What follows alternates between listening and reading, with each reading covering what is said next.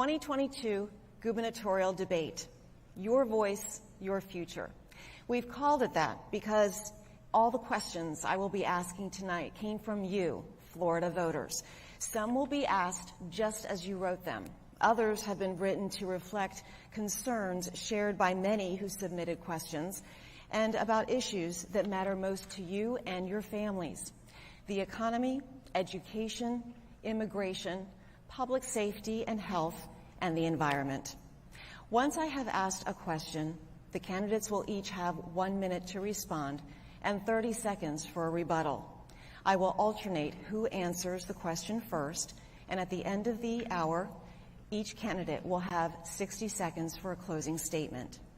You may notice at home and here in the theater a small fan next to one of the podiums. That is there by special request for Congressman Crist. We do ask that everyone here in the theater remain quiet during the debate. We will have time for applause at the end of the night and right now, as we welcome our candidates for governor for the great state of Florida, Governor Ron DeSantis and Congressman Charlie Crist.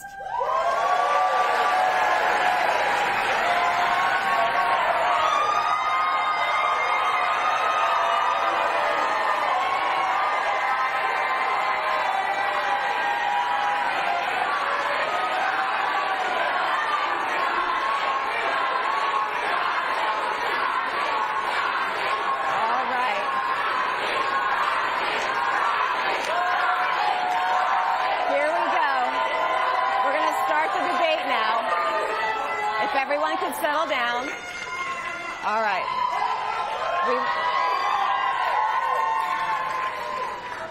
We need to get going. We have such a short amount of time. Gentlemen, welcome. We're going to begin with a series of questions about the economy. Congressman, you won the coin toss, so you will be answering first, please. It's been said that people vote with their feet, and their feet are bringing people to the Sunshine State by the thousands. That has put unprecedented pressure on housing. It's driving rents through the roof and forcing individuals and families out of their homes. New housing takes years to approve and to build, and workforce housing is needed right now. What solutions do you propose as governor to manage future growth and ensure affordable housing is available to everyone? Congressman, you have 1 minute to respond. Thank you, Liz, and thank you for being here tonight. I want to thank everybody for watching this evening. I wanted to start out by saying that you're going to see a stark contrast in this debate, in this election. It's a stark contrast between somebody who believes in a woman's right to choose. I think that's fundamentally important. Governor DeSantis has signed a bill that would restrict that right, even in cases of rape or incest. So get to your question. Housing is an incredible issue as well. We have a housing crisis in our state. Good luck buying a home. Good luck renting an apartment. And it's because Governor DeSantis has taken his eye off the ball. He's focused on running for president in 2024, and as a result, we have lost things in our state budget, specifically a housing trust fund that has hundreds of millions of dollars that he, along with the legislature, have cut. I would restore it. I would make sure that we're doing everything we can to be sure that housing is affordable again. And along with that goes so many other things, the price of gas, the price of utilities. These things are through the roof. We have inflation in Florida that's unique to any other state. And the problem is our inflation's too high under his leadership. That's time. Governor, you have 1 minute. Thank you. And thanks everybody for tuning in. Charlie Crist has voted with Joe Biden 100% of the time to give us these inflationary policies and to drive up the cost of everything that we're doing. And the fact of the matter is, over the last 2 years, we've now have record inflation all across this country at 40-year highs. He supports Biden's energy policies, which have made gas and utilities more expensive. That is wrong. And I would also say this. You mentioned, Liz, that people are flocking to Florida. That would not have happened if Charlie Crist had his way. He wrote me a letter in July of 2020 saying you need to shut down the state of Florida. He said you need to force people to shelter in their own homes. That would have destroyed the state of Florida. That would have caused our tourism industry to go into the toilet. It would have locked out millions of kids from school. I rejected Charlie Crist's lockdown letter. I kept this state open, and I kept this state free. And we now have the biggest budget surplus in the history of Florida. We have a 2.5% unemployment, Governor, second lowest on record, and we just did the biggest tax cut in Florida history. Thank you, Governor. That's time. Congressman, you have 30 seconds for rebuttal. Thank you very much. Well, Ron, that's rich. You're the only governor in the history of Florida that's ever shut down our schools. You're the only governor in the history of Florida that shut down our businesses. I never did that as governor. You're the one who's the shutdown guy. We need to have somebody who is at the helm that understands it's important to listen to science, to do what's right, to utilize common sense. You don't just shut down at the outset, and then when it's, politically convenient for you, you want to open back up to score political points for your race for president.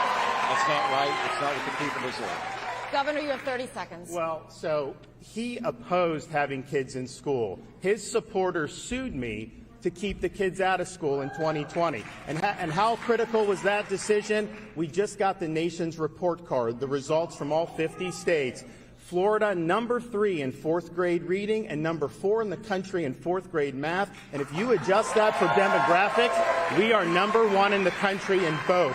That would not have happened if we let Charlie Crist and his friends lock our kids out of school like they did in California and like they did in New York. We did it right in Florida. We're going to move on now. Our next question, also on the economy.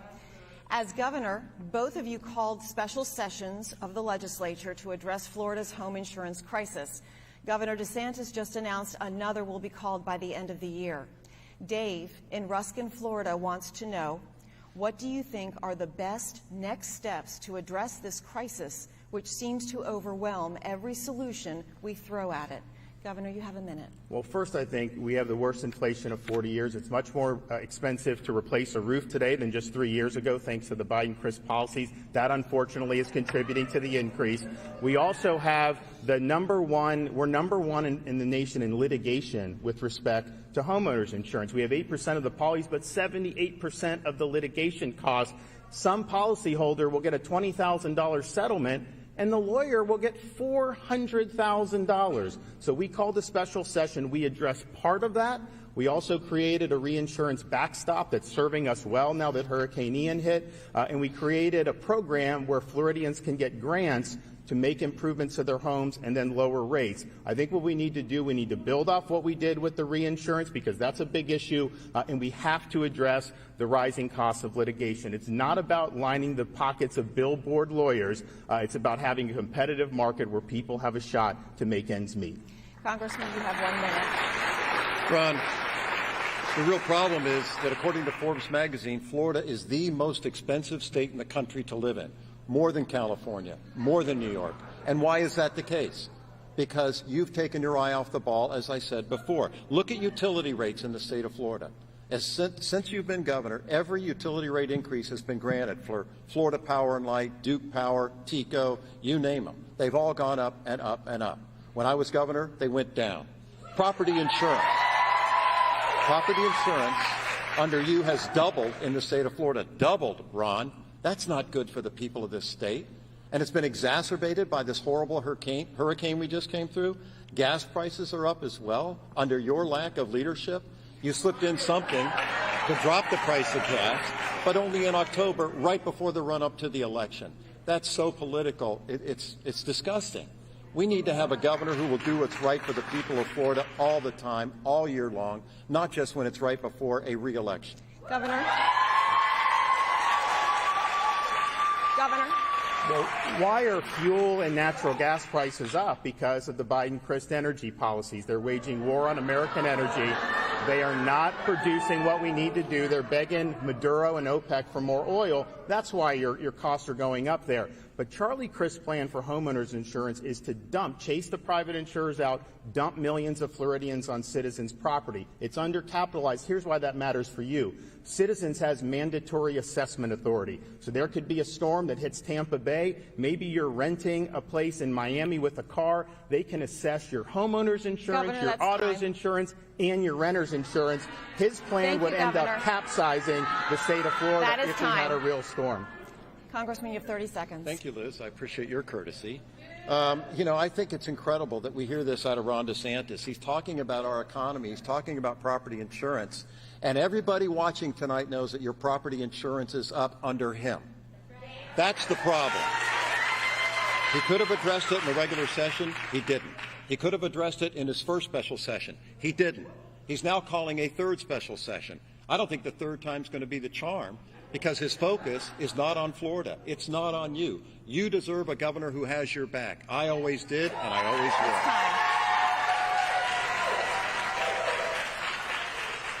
I'm going to stop right now and ask that our audience please stop. We're not going to get through all the questions, and we have a lot of ground to cover. So please, that needs to be the end of the applause. We'll have time for applause at the end. Our next question. As communities rebuild after Hurricane Ian, a story of destruction and recovery we cover again and again.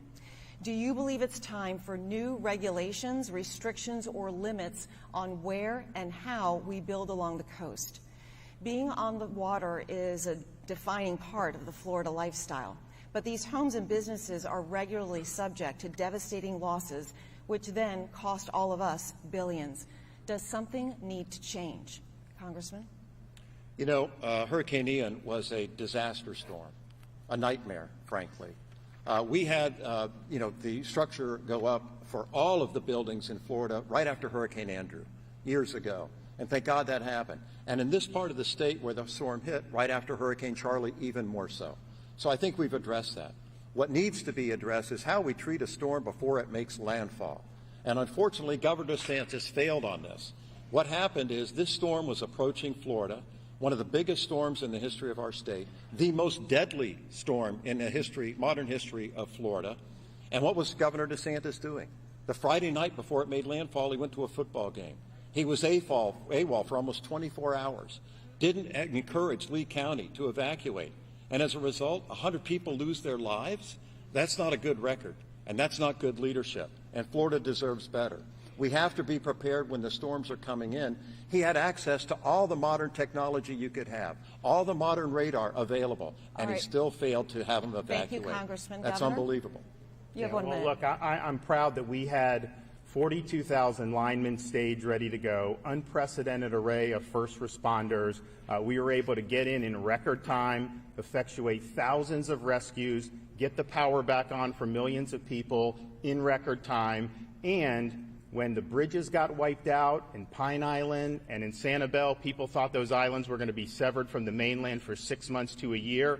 We did the Pine Island restoration in 3 days, and we did the Sanibel Causeway restoration in 2 weeks. Now those islands have the ability to recover, and Charlie Crist is sitting there. You know what he was doing during this? He was hiding out in Puerto Rico. He wasn't helping his community here. And then when he got back, what did he do?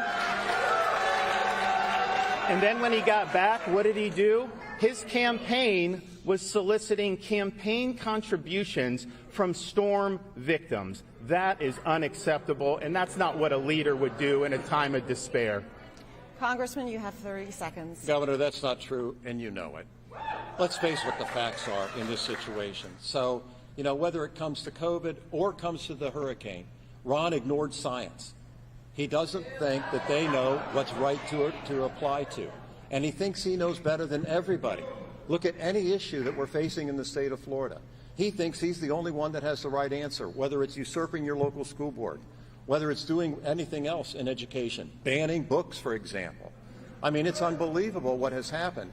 And so you have to apply science and do what's right for the people and protect them. Governor? Yeah, and I reject my opponent's attempt to politicize this, because these local communities did mobilize. And if you looked at that track, everyone was focusing on Tampa Bay the Monday night before the storm. We woke up Tuesday morning. The models had shifted into Sarasota. All the folks in Southwest Florida were activated. Lee County did issue evacuations. You had a number of residents that have been through a lot of hurricanes, and it looked like it may be going a little north. So people were following that very intently. Those folks did a good job. The governor, our message was listen to your locals. It's ultimately a local decision. They do the shelters, but I stand by every one of our local counties. They stood up, they worked hard, and they made the best decisions they could with the information that they had. Our final question on the economy John in Gainesville asks, what are your plans to reduce the effects of inflation on Floridians if the federal government cannot come up with a viable solution? Governor? Well, we know that these are the effects of the Biden-Crist policies, the worst inflation in 40 years, and Charlie Crist votes with Biden 100% of the time, and he says that Biden is the best president he's ever seen. So he's locked together with these policies that have hurt so many people throughout our state and our country. Here's what we're going to do. One, we have the 5th lowest gas prices in the country right now because we did do a gas tax holiday. We're proud of that. What we're going to do for Floridians who commute, we're going to reduce tolls by 50% statewide for all commuters in the state of Florida. We are going to make all baby items, diapers, cribs, wipes, you name it, tax-free permanently in the state of Florida so you can raise kids and get by. You know, we have a 5 and a 4 and a 2-year-old. Our 2 oldest are out of diapers. My wife asked me, why didn't you propose that your first year in office? Well, you live and you learn. And we're also going to say that pet food is going to be tax-free in the state of Florida. So this is going to be the largest tax relief plan in the history of the state of Florida. You're able to do that when you have a strong economy and the largest budget surplus in history, which we have right now. Congressman, you have 1 minute. Well, that's interesting. I would agree with your wife. You should have done that the first year you were in office. I mean, aren't you supposed to be helping us all 4 years instead of just the last year? And Ron, you talk about Joe Biden a lot. I understand. You think you're going to be running against him. I can see how you might get confused. But you're running for governor. You're running for governor. And I have a question for you. You're running for governor. Why don't you look in the eyes of the people of the state of Florida and say to them, if you're reelected, you will serve a full 4-year term as governor? Yes or no? Yes or no, Ron? Will you serve a full 4-year term if you're reelected governor of Florida? It's not a tough question. It's a fair question. He won't tell you. We did not agree on the candidates asking each other questions. Governor, it's your turn. Well, listen, I know that Charlie's interested in talking about 2024 and Joe Biden, but I just want to make things very, very clear. The only worn-out old donkey I'm looking to put out to pasture is Charlie Crist.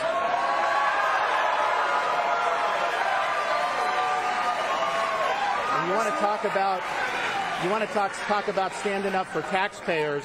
When Charlie Crist was governor, he ran saying he would not raise taxes. He became governor, and he signed off on the largest increase in taxes and fees in the history of the state of Florida. That's time, we Governor. just enacted the largest decrease in taxes in the history of Florida. Thank you, Governor. Congressman, you have 30 seconds. Yeah, well, Ron, we know you love to bully people, and the little name-calling you just exchanged, I can take it. But you shouldn't do it when children are standing behind you at a press conference and they're wearing a mask and giving hell. But apparently that's your nature, and that's too bad. So what we need to do on the economy is make sure that we're focused on Florida. You know, he keeps talking about the Biden administration this, the Biden administration that. This is the DeSantis administration. And under the DeSantis administration, the middle class is getting crunched in Florida. You can't get an apartment. You can't afford a house. You can't pay your property insurance because he's taken his eye off the ball over and over and over. Thank you, Congressman. We are now going to move on to another topic that is top of mind for many Florida families, education. The pandemic and remote learning exposed parents to what was going on in America's classrooms like never before. Disputes over masks and reopening schools had parents across Florida demanding more say in their children's education. Part of your response, Governor, was to sign the Parental Rights in Education Act, which you, Congressman, called a, quote, heinous piece of legislation. Governor DeSantis, the Parental Rights in Education Act and the Stop Woke Act are centerpieces of your agenda for Florida schools. Why? And Congressman, do you believe it's important to educate students in kindergarten through 3rd grade about sexual orientation and gender identity? Congressman, you have 60 seconds.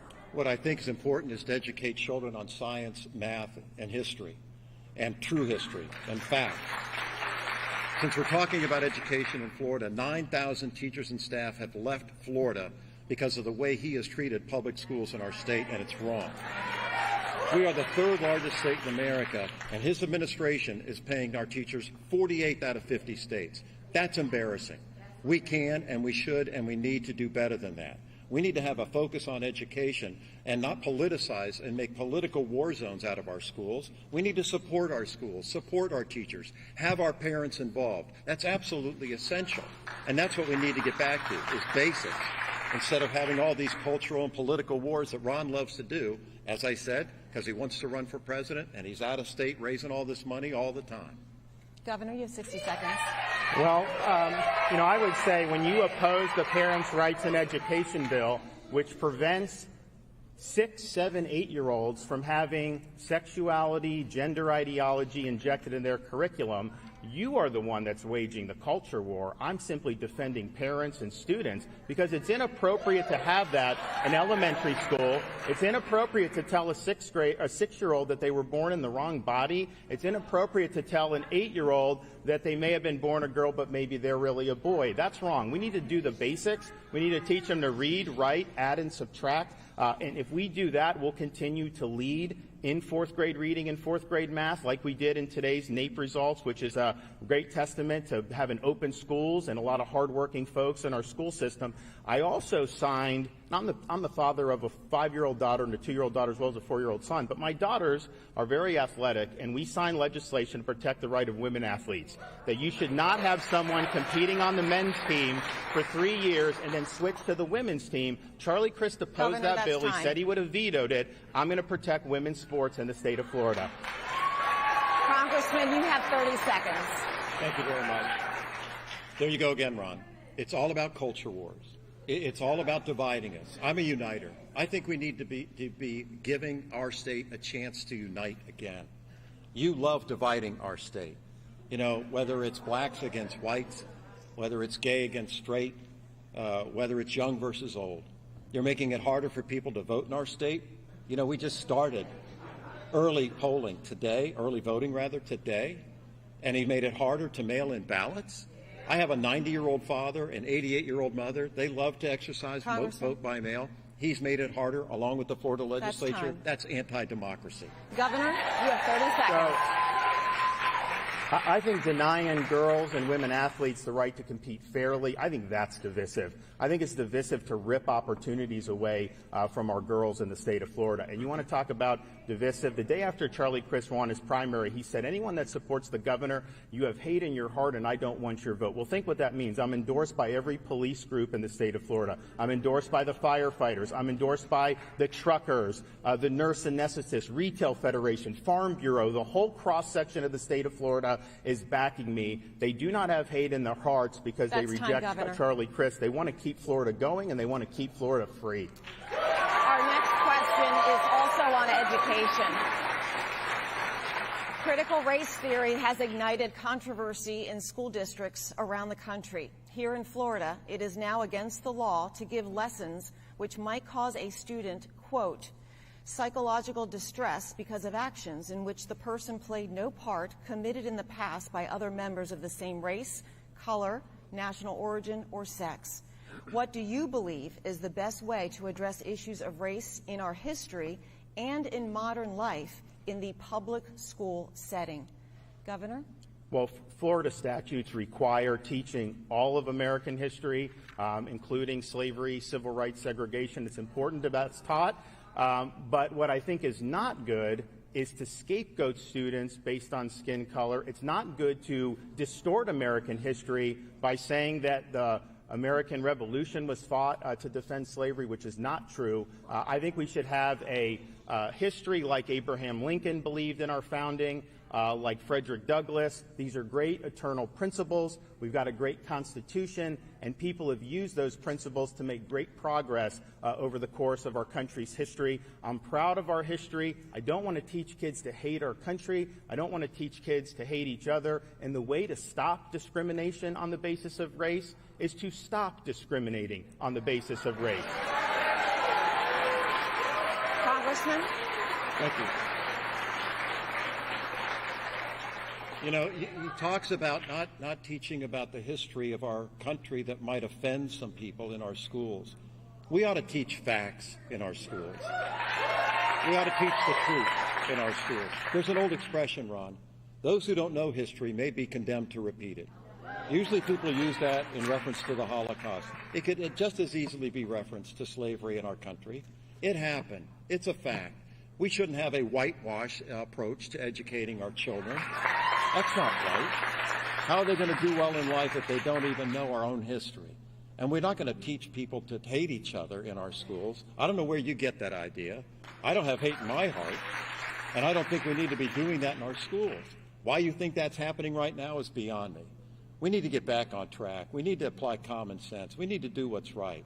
And you're taking away from all these other issues because you don't want to talk about taking away a woman's right to choose. You don't ever want to talk about it. And that's on the ballot in this election. That's time, folks. And you've even signed a bill that would take away their right in cases of rape and incest. It's unconscionable, Ron. No wonder you want to talk about all this crazy We're going to have stuff. to leave it right there. Governor, you have 30 seconds. Yeah, so it actually, if you look around the country, they do have programs, unfortunately, well, they will take a student, look at their race, say, okay, you're white, you're an oppressor. If you're black, you're oppressed. And think about what that does to a 6 or 7-year-old kid. That's wrong. You're seeing that. You have people that are teaching, and actually his running mate has said this in the past, that teaching the United States was built on stolen land. That is inappropriate for our schools. It's not true. And I'm happy that we're going to be able to have accurate history, and we're going to make sure that we honor those who have sacrificed so that we can be free. Congressman, you have 30 seconds. You have 30 seconds, Thank Congressman. you. Well, listen, here he goes again. I mean, he keeps going back to this stuff. These outrageous, radical kind of comments that have nothing to do with reality. He says they're teaching this in other schools in other states. This is Florida. You're the governor of Florida right now. You won't even say if you want to be the governor of Florida after this election. But you are right now. And you need to be focused on what's happening in our schools. Our schools are doing a decent job, and they're not teaching hate. They're teaching reading, writing, and arithmetic. They're doing it with good teachers. But you don't respect them, and that's why they're fleeing our schools. We need a governor who cares about education. We're going to move on real to our education. next question. You cannot have school without teachers, and districts up and down the state are struggling to fill open jobs, even though the National Education Association reports Florida now ranks 15th in starting teacher pay. Governor, you have proposed making it easier for veterans and first responders to join the ranks of public school teachers, but some argue your policies, which we have just discussed, are a barrier to new educators. Congressman, you believe the solution is declaring a public emergency and increasing spending for health care and other benefits in a system that already makes up a significant chunk of the state budget. Is money the answer, Congressman? Money does help.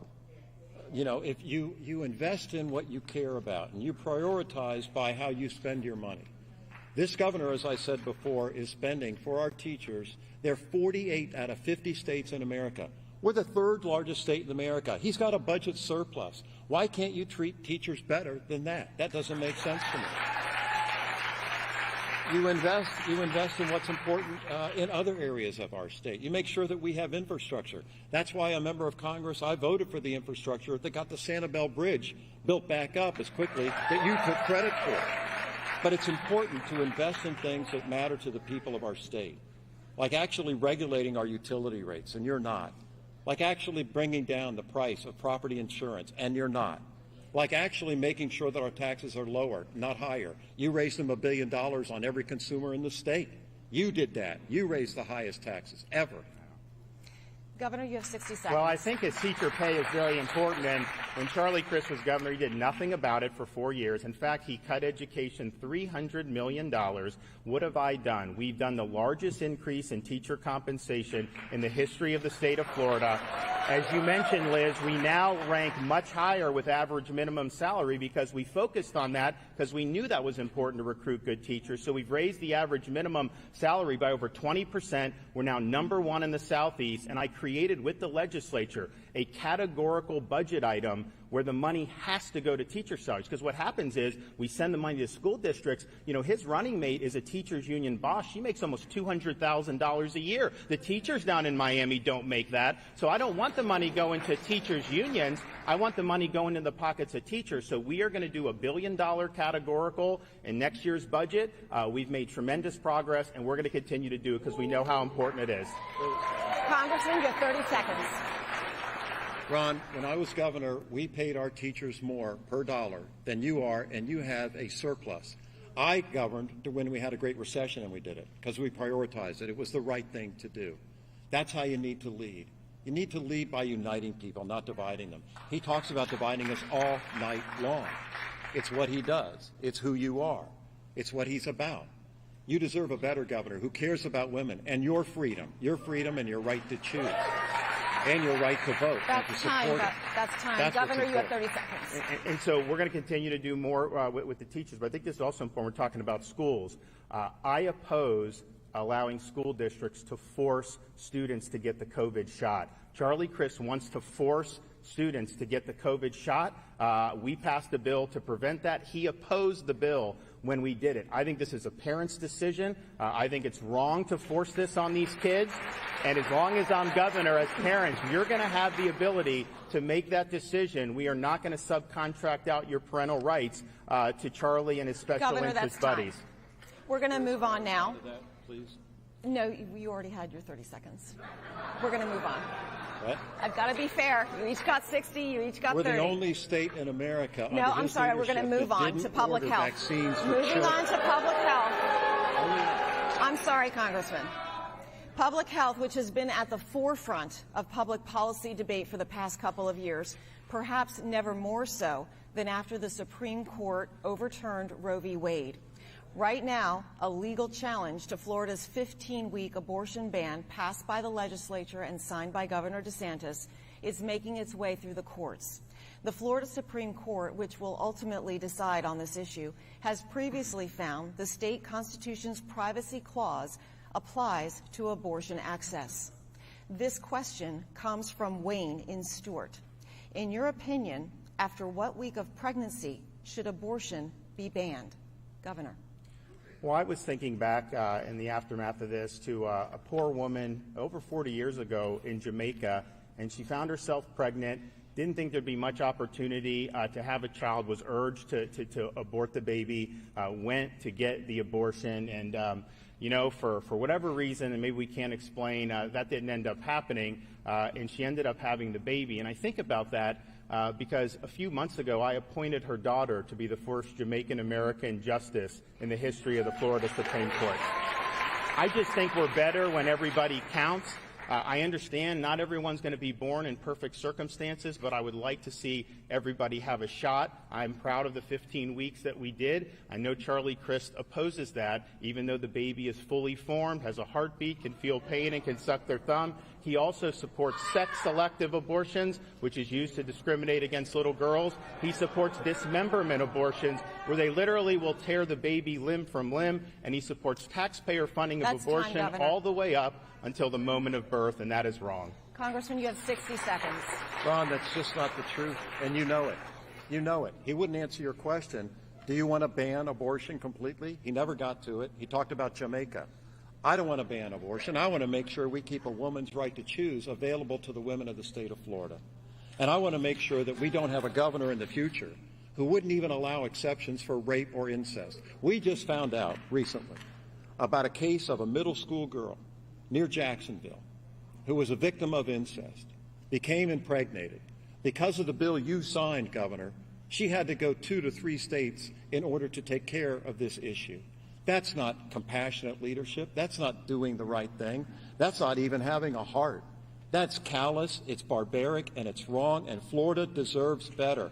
And if you want better, I hope you vote like hell. Governor, you have 30 seconds. You know what's callous is Charlie Crist has not only supported abortion up until the moment of birth, he even voted against the Infant Born Alive Act, which would have had medical care for an infant that survives an abortion attempt and is born alive. He's also something of a little bit of a chameleon. I mean, he used to support a federal constitutional amendment that outlawed all abortion regardless of any type of exceptions. Now he's taken the other extreme position. The question is this an honest change of heart, or is this a guy that's going to shift with whatever when he needs to try to keep his political career alive? I think we all know the answer to that question. Congressman, you have 30 seconds. Ron, again, that's not true, and you know it. You know, I watched you debate 4 years ago, and I remember your opponent said that, you know, in the last debate, I guess he got 2 instead of the 1 we're getting. He said Ron lied 21 times, and when you did it again in his second debate, he goes, well, there's number 22. I don't know why you are so compelled to be disenfranchised from the truth as much as you are. Maybe it's because you don't want to talk about your record. You don't want to talk about how you've made Florida unaffordable for most of our citizens. You don't want to talk about a woman's right to choose and these other things that are so important to Florida today. That's time. Thank you. Moving on to our next public health question. The coronavirus continues to be a significant concern. A pandemic was not something any of us were prepared for. There was no playbook, no list of time-tested strategies to stop this fast-spreading and dangerous virus. By the summer of 2020, Florida was slowly reopening under Governor DeSantis, while Democratic members of the state's congressional delegation, including Congressman Crist, were calling for new stay-at-home orders and a statewide mask mandate. Looking back more than 2 years later, are you satisfied with your approach to the COVID response? Congressman? Yeah, I'm satisfied with my approach. I would have listened to scientists, unlike the governor. You know, he wants to talk about how we reopened this and we reopened that. You can keep things reopened, but you got to do it with an eye toward what health care providers tell you. Not being arrogant, so arrogant that you won't listen to their advice about when masks are appropriate, and later on when they probably are not, like now. We don't need them now. But you take a common sense approach and you do what's right. Ron, I wouldn't pat yourself on the back too much about your response to COVID. We've lost 82,000 of our fellow Floridians. And when you look at the Thanksgiving table, one of those empty seats is probably one of those people for many families watching tonight. And if we had only had the standard of other states in the United States, 40,000 of those people would still be alive, enough to fill Tropicana Stadium in St. Petersburg. That's tragic. That's time. So Governor? He didn't quite acknowledge. He called for harsh lockdowns in July of 2020. And if that had happened in this state, it would have destroyed the state of Florida. Our hospitality and tourism industry, which has thrived, would have gone into disrepair. It would have thrown millions of Floridians into turmoil. And I can tell you, as Charlie Crist and his friends in Congress were urging you to be locked down, I lifted you up. I protected your rights. I made sure you could earn a living. I made sure you could operate your businesses. And I worked like heck to make sure we had all our kids in school in person 5 days a week. Congressman, 30 seconds. And we had one of the highest death rates in America, Ron. And over 6 million of our fellow Floridians have gotten COVID under your leadership. Now, that's not something to be boastful and proud about. I'm pro-business. I want to make sure we keep our businesses open. I'm not the governor who attacked Walt Disney World because they deigned to express their point of view. I'm not the governor who attacked the cruise industry because they just wanted to make sure that their customers weren't sick before they got on the boat. That's you. You're the most anti-business governor I've ever seen. That's time, Congressman. Governor? Yeah, except for all the businesses that are moving down here and leading the nation in net in-migration. And I'm proud, you know, we said seniors first. We worked with nursing homes. We worked with testing with seniors. We did monoclonal antibodies. And the result is 38 other states had higher COVID mortality rates for senior citizens than we did in Florida. And I think that that's the approach people should have taken. Focus on the vulnerable population, but make sure you're not locking down the rest of the people. We've thrived as a result. That would not have happened if Charlie Crist had got his way and locked down the state of Florida in July of 2020. Thank you, Governor. Across the country and here in Florida, lawmakers are divided on the issue of gender transitions for minors. The Florida Department of Health has held firm that there are risks associated with certain puberty-blocking and hormone therapies for children, despite pushback from the federal government and other states. Where do you stand on minors undergoing so-called gender-affirming medical procedures and therapies? Governor? Well, so-called is important because when they say gender-affirming care, they mean giving puberty blockers to teenage girls and teenage boys. They mean doing double mastectomies on young girls. They mean chemically castrating young boys. That is wrong. We are not going to allow that to happen in the state of Florida. A lot of kids go through a lot of different things. A lot of the dysphoria resolves itself by the time they become adults. And we have a number of people that have spoken out in favor of what we're doing to say you should not mutilate minors. And they went through this when they were minors. Now they're adults and they regret it. And other countries in Europe that went down this road have now backtracked. And so we're doing the right thing. It's inappropriate to be doing basically what's genital mutilation. Congressman, you have 1 minute. This reminds me of your position on a woman's right to choose. You think you know better than any physician or any doctor or any woman in a position to make decisions about their own personal health. You want to be the judge. You want to decide about what people should do with their own physical being, with the betterment of their health, with whether or not they want to make sure that they can practice their right to choose as a woman. That's just not right. I don't believe in that. I believe that we need to do unto others as we would have done unto us. It's called the Golden Rule. And Ron, if you ever knew the Golden Rule, clearly you have forgotten it.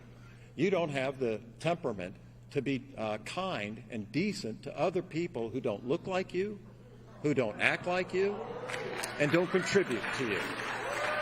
But we're all children of God. And that doesn't mean that you're the one who's supposed to judge about what other people are supposed to do, particularly women with their body. Governor? Well, we're talking about 13 and 14 and 15-year-old kids. They are not in a position to know whether they can undergo a radical procedure that physically alters their body. If you're a 15-year-old, you can't go get a tattoo in the state of Florida, yet we're saying you could get a double mastectomy? Of course not. It is inappropriate to do this for minors, and in Florida, we are not going to allow that to happen here. Congressman? Again, you know, this is a difficult... support it for minors. I mean, you should just be honest with This people. is a about difficult that. issue for anybody. And, you know, he talks about it like it's fun. It's not. These are difficult issues, and they deserve mature leadership, and you deserve to have a governor who understands that a woman has a right to choose, that you need to have somebody who understands and respects that decision. I was raised with 3 sisters. I'm an only son. I learned as a very young boy to respect women. And it's important to respect all. Congressman, that's time. And it just doesn't sound to me like Governor DeSantis wants to do that, to respect some other family's decision about what they want for their children. We're going to leave it there. Thank you. Moving on now to another topic. Gentlemen, illegal immigration continues to make headlines from our southern border to the shores of our state. Governor, your administration recently used state funds to transport migrants from Texas to Martha's Vineyard. Why? And do you believe that was an effective use of taxpayer money? Congressman, you called the flights inhumane. Do you believe Florida should be a sanctuary state? Congressman? I thought what the governor did was a horrible political stunt. You know, we have an immigration problem. We have a problem at the border. We need to secure the border. I agree with all of that. But it doesn't mean that you use Florida taxpayers' dollars to charter 2 jets, go to Texas, lie to people to get them onto planes, fly them up to the northern part of our country, and one of them's a 1-year-old baby, another is a pregnant woman. You're willing to use people like that, in this case they were Hispanics, Venezuelan in particular, and have them as props for your political gain? That's not the way to change policy. You can change policy and do what's right to secure the border by having comprehensive immigration reform. That's what I voted for in Congress. When you were in Congress, you wouldn't do it because you want to keep this issue alive. You want to have it as a wedge issue. And you want to pull political stunts like you did with the taxpayers' dollars of the people of Florida. That's not what it's for. That's not what you should have done. It isn't funny. It's not right. And you were inhumane in how you treated these people. That's time, Congressman. Governor? Well, you say you're for the secure border, but this is all happening under the Biden administration and the policies that Charlie Crist supports. We've had millions and millions of people pour in across illegally. We've had record numbers of fentanyl come in. We now see it ravaging our communities like never before. I didn't hear people like Charlie expressing outrage about that. We've had criminal aliens come into the country. We just had a sheriff's deputy from Pinellas County killed by a twice-deported illegal alien who came across the border illegally 6 months ago. I didn't hear any of the outrage about that. It's only when They go to D.C., New York, or, of course, Martha's Vineyard. Then all of a sudden this is, you know why? Because we have elites in this country that want to impose policies on you, but they don't want to have to suffer the same consequences that you may have to in your community. What we did, it's sad that it comes to this, but what we did put this issue front and center. I think we need to reinstitute Remain in Mexico, and I think we need to secure the border because the fentanyl is absolutely out of control. Congressman? Well, if you want to secure the border, you ought to support policies that actually will secure the border, like comprehensive immigration reform. When you were in Congress, you wouldn't do it because you like having it as an issue for political scoring in points that you want to have for a future campaign. And let me remind the viewers, he wouldn't even answer you if he would stay 4 years if you re-elect him as your governor. You're running for governor. You're asking them to vote for you for governor. At a minimum, you ought to be able to tell them if you get re-elected, you'll serve as governor. Ron? Governor? So we had the border that was in much better shape in January of 2021. The Biden administration reversed almost every policy that was in place, and they opened the floodgates. That's why we have the problem. It's not from some phantom piece of legislation. And, you know, I hear Charlie Crist talking about some of this other stuff. You know, he, as a congressman, made $174,000 a year. You know how many days he showed up to work in Washington, D.C. this year? 14 days. Imagine that deal for you. You show up 14 days and you make over $100,000. That's the type of effort this guy puts into actually doing his job.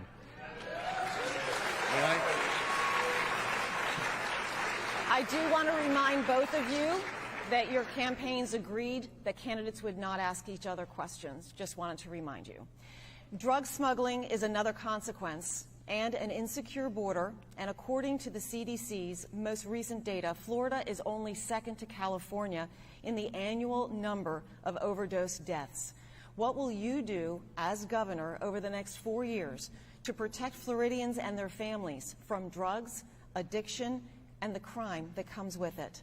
Governor. First, let me tell you what we have done. And we've done 500,000 doses of Narcan to first responders, which have saved a lot of lives. We also created a CORE program, Coordinated Opioids Recovery. And basically, we're trying to get people who are addicted to have stabilization in their life. We patterned it after a program in Palm Beach. We now have 12 of these addiction stabilization centers around the state of Florida. And then I signed legislation raising the penalties for people who are trafficking fentanyl and fentanyl analogs. If you're trafficking that garbage, that poison, you are killing people in our state, and we are going to treat you like the murderer that you are.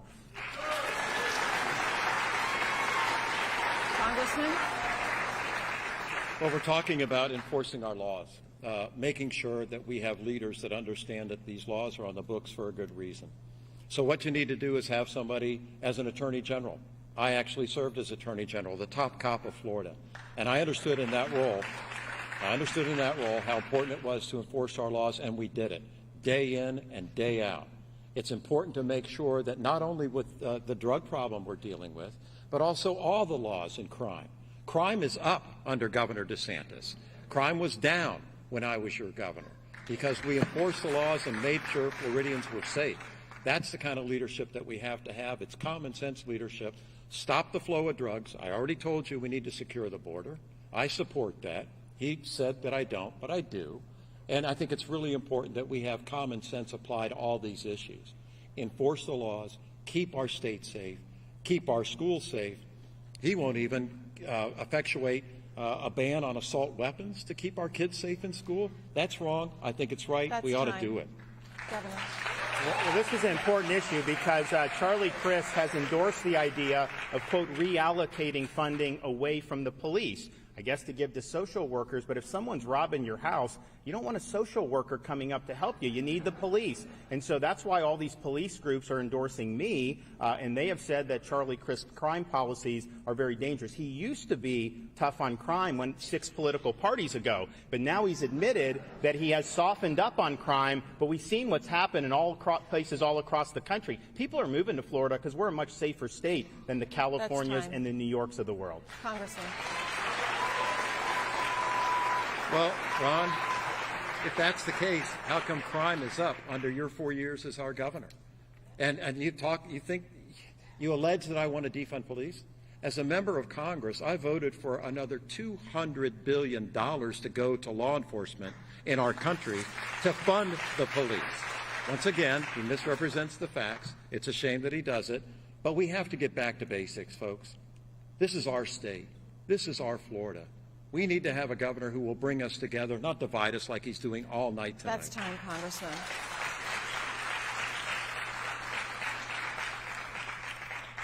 Do we have time for one more question? We do. Continuing now on the topic of public safety. Earlier this month, Nicholas Cruz, who confessed to murdering 17 students and staff at Marjory Stoneham Douglas High School on February 14, 2018, was sentenced to life in prison. You have both said that he should have received the death penalty, but legal scholars and at least one juror blamed Florida law for sparing his life. If elected, will you take action to change existing law? Why or why not? Congressman. What I would do in this case, listen, these are not easy decisions. I served as governor. I signed death warrants. Governor DeSantis has as well. It's not a fun day, but it's an important thing to do. As I told you earlier, you need to carry out the law. As it applies to this particular case, this is one thing we actually agree on. I believe that that young man should have gotten the death penalty for killing 17 innocent students in our schools. It was absolutely abhorrent, and you have to do what's right, and it's a tough thing sometimes. But whatever it takes to make sure that we can enforce those laws that say there are consequences to your actions, we need to be able to enforce them and get it done right. Governor.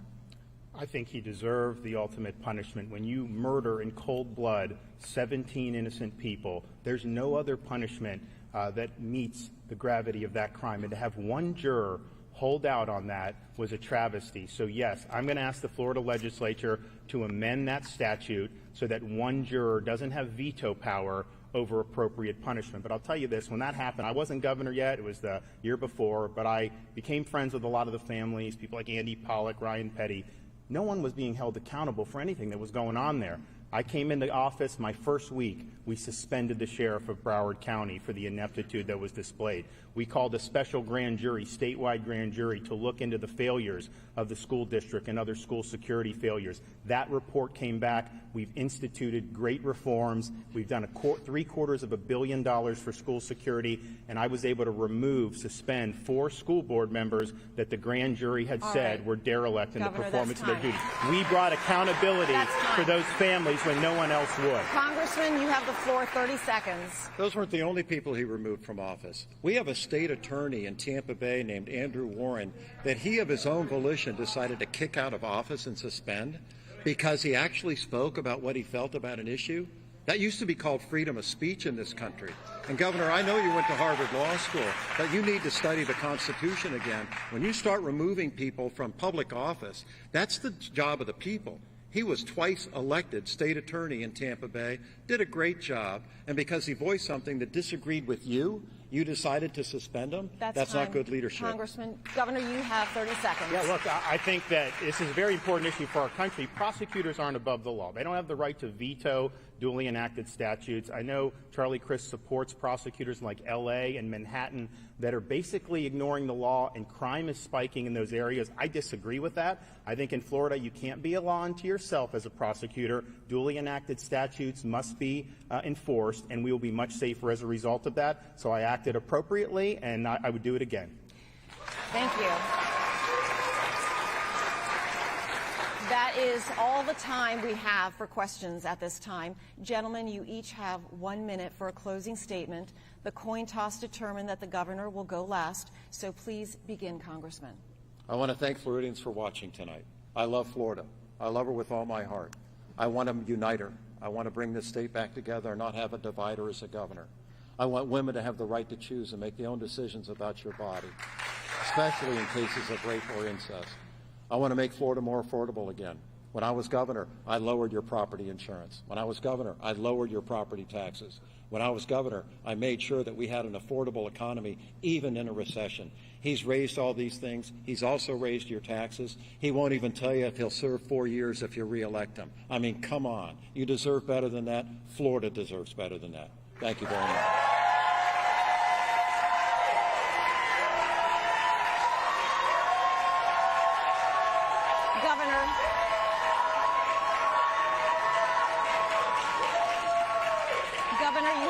closing statement now, 60 seconds. Well, thank you. We have accomplished an awful lot over these 4 years. We have the largest budget surplus in history. We have a 2.5% unemployment, second lowest on record, and we just delivered the biggest tax relief in the history of the state. We've expanded school choice. We've protected parents' rights, and we've done the largest increase in teacher pay in Florida history. And even though it had years of neglect, we made historic restoration for our Everglades and improvements to our water quality, because water is the foundation of not just our economy but our way of life. And then when a once-in-a-century pandemic hit, I led based on facts, not based on fear. I lifted you up while some like Charlie Crist wanted to lock you down. I took a lot of flack in the process, but through it all, I was always more concerned about protecting your job than I was about saving my own. I took the arrows so you wouldn't have to. We will continue to fight the good fight. We will continue to run the race. We will continue to keep the faith. We've accomplished an awful lot, but we've only begun to fight. God bless you, and I ask for your vote on November 8th.